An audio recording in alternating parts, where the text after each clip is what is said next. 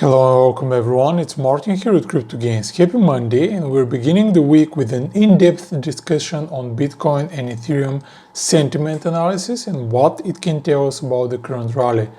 First of all, we're taking a look at Bitcoin, and here we have the MVRV ratio intraday with a 365-day period, which is simply stated the average profit or loss for all Bitcoin holding addresses over the last 365 days. And we can see that at the moment, as Bitcoin is hovering and retesting the 60,000 mark once again, this ratio is at approximately 74.17%. That's the average profit for Bitcoin holders holding Bitcoin for a year.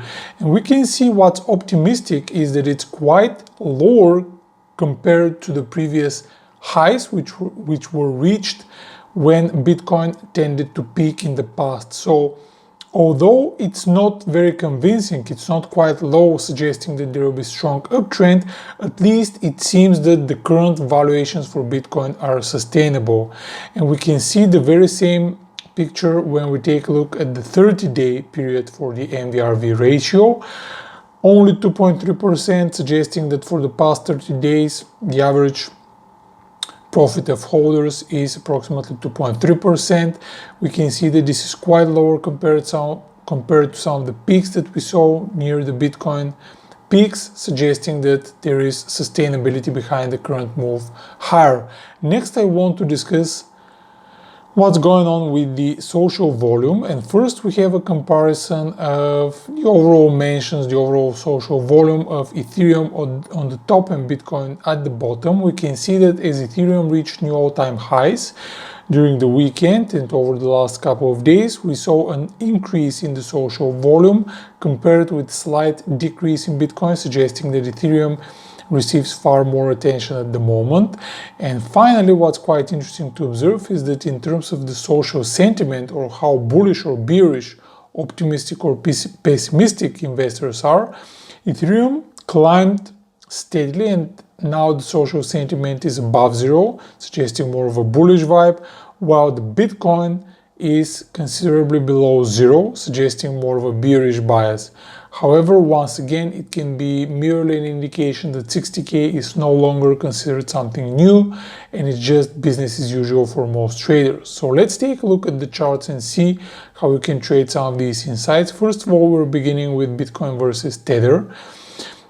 To me, 57,200 is the critical level. Above that level, I would be looking to initiate long positions. We targeted 57,700, the nearest resistance, and then 58,250, which is the next resistance level. If we clear that, we could be retesting 59,500 once again. However, below 57,200, the downside prevails. We target at 56,500 and 55,700. Next, we're moving to Ethereum versus Tether, which is holding steadily above the 2000 mark. So over 2010, buying Ethereum with a target at 2057, which is the nearest resistance level, and then we could be retesting the 2095 once again. Conversely, below 2000, below 2010, the downside prevails with targets at 1980 and 1945. And of course, the next insightful idea comes from Ripple, which is one of the best performance over the last few days. What we are observing in Ripple is that we had a upside gap as the price rallied heavily from the 0.64 level, jumping directly to the 0.675 level. To me, over 0.675, there is an opportunity to initiate long positions. We target 0.69, the nearest resistance level, and then we could be rallying further to 0.7 and 0.707. Conversely, there is a saying that gaps always get filled, so if we break below 0.675, we could be rallying further down on the short side to 0.66 and 0.64, the critical level at which this upside gap happened. Next, we're moving to Stellar versus Tether. What we're observing in Stellar is a nice, healthy uptrend, a bullish crossover of the MACD indicator and relative strength index above 50, so over 0.375. To me, there is an opportunity to initiate long positions. We targeted 0.464, the nearest resistance, and then 0.5.